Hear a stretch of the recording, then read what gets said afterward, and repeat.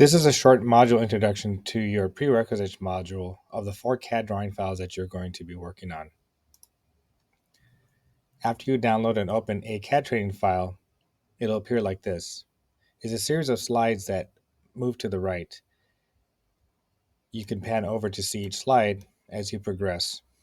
If you double click your wheel mouse, you'll see everything.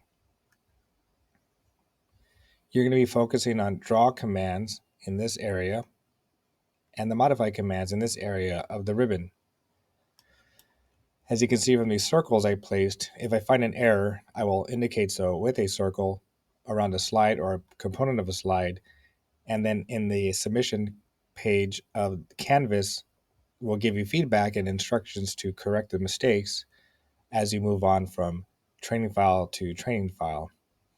You can work at your own pace. You do not need to wait for me to give you feedback of your work, because you could always go back and correct your mistakes later. Good luck.